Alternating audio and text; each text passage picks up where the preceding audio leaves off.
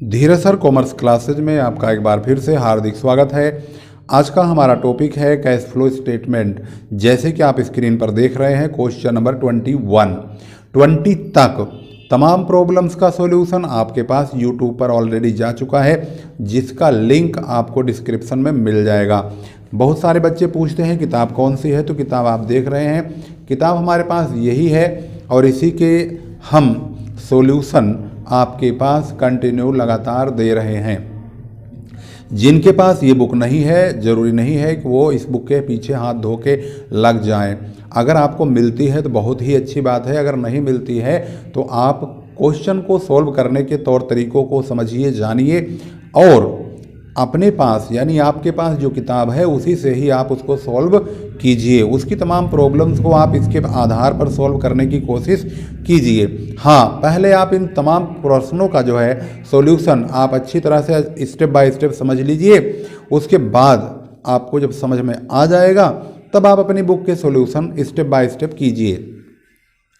तो आपके सामने मौजूद है क्वेश्चन नंबर 21, जिसमें यहाँ पर बैलेंस शीट दी गई है, लेकिन इसकी इन्फॉर्मेशन अगर आप ध्यान देंगे तो 2020 इधर है और 2021 इधर है। समता एवं दायित्व यानी इक्विटी एंड लायबिलिटीज, जिसमें शेयर होल्डर फंड्स लिखा है, share capital, reserve and surplus, current liabilities, trade payable.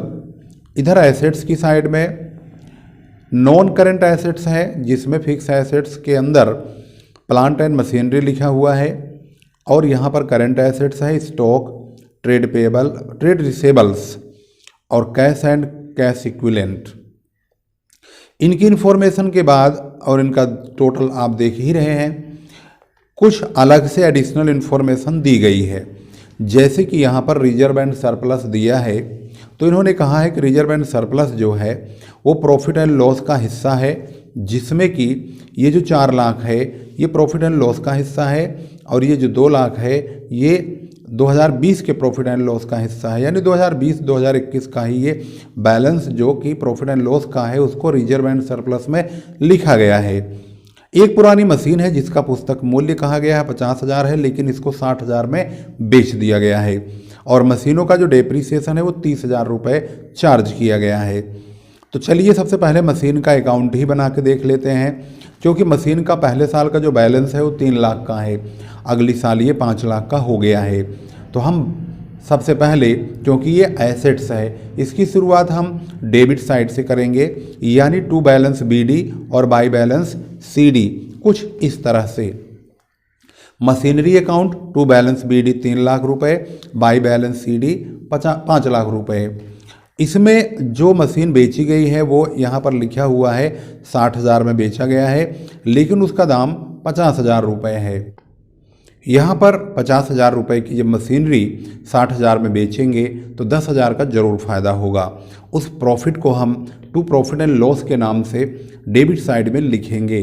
अगर इसी मशीन पर घाटा हो जाता, नुकसान होता, तो हम by profit and loss account loss के नाम से यहाँ पर लिखते।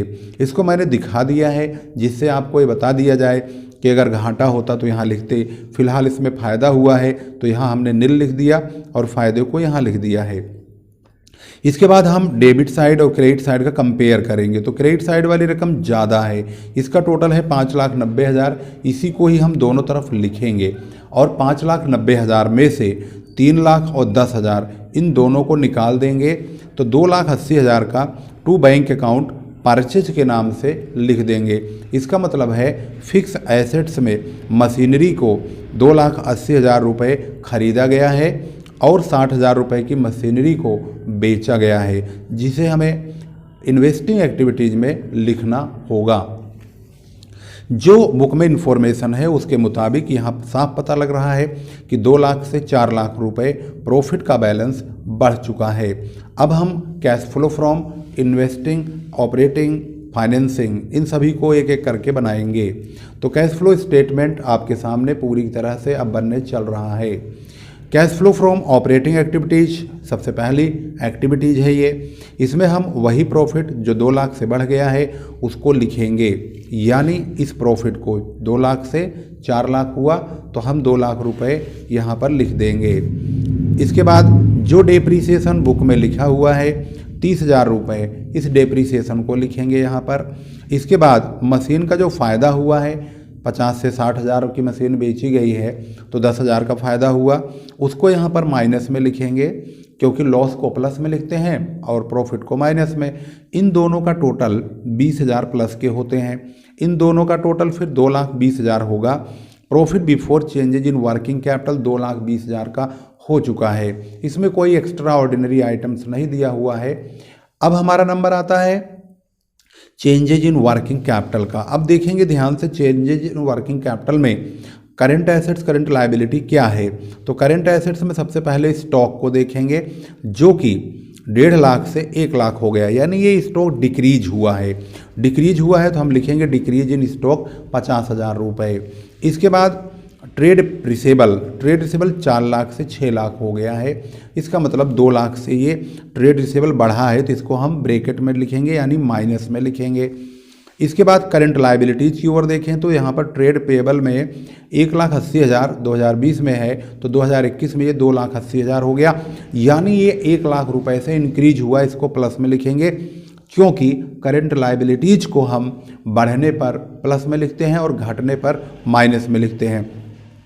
तो यहाँ पर जो प्लस के आइटम्स हैं वो 1 लाख और 50,000 1.5 लाख है, माइनस का 2 लाख है तो 2 लाख माइनस वाला ज़्यादा है तो 2 लाख में से हम 1.5 लाख घटाएंगे तो माइनस के 50,000 ही बचेंगे। जो ज़्यादा होता है उसी का यहाँ पर निशान लग जाएगा, यानी माइनस का ज़्यादा है तो माइनस ही लिखेंगे। अब 2,20,000 में से 50,000 को घटा देंगे क्योंकि ये माइनस है और ये प्लस है तो 1,70,000 प्लस के बच जाएंगे। यही हमारा होगा net cash from operating activities और ये आंसर आपकी स्क्रीन पर ये रहा। अब हम चलते हैं cash flow from investing activities की ओर। तो इन्वेस्टिंग एक्टिविटीज़ में सबसे पहले आपको बता दें कि हमने जो अकाउंट बनाया हुआ है यहीं पर आपको इन्वेस्टिंग एक्टिविटीज़ का पूरा आइटम मिल जाएगा। सेल ऑफ मशीनरी यहाँ पर हुआ है जो कि 60,000 का है और परचेज ऑफ मशीनरी 2,80,000 का है। इन्हीं को ही लिखेंगे और कोई फिक्स एसेट्स ना ही इन्वेस्टमेंट ना बेचा गया है ना खरीदा गया है। तो सेल ऑफ मशीन 60,000 रुपये प्लस में क्योंकि पैसा आएगा, परचेज ऑफ मशीनरी पैसा जाएगा, इसको माइनस में लिखेंगे। तो 2,80,000 में से 60,000 घटाएंगे 2,20,000 रुपये माइनस में होगा। Net cash used in investing activities 2,20,000 रुपये का हो जाएगा और इसी को ही हम यहाँ पर लिख देंगे।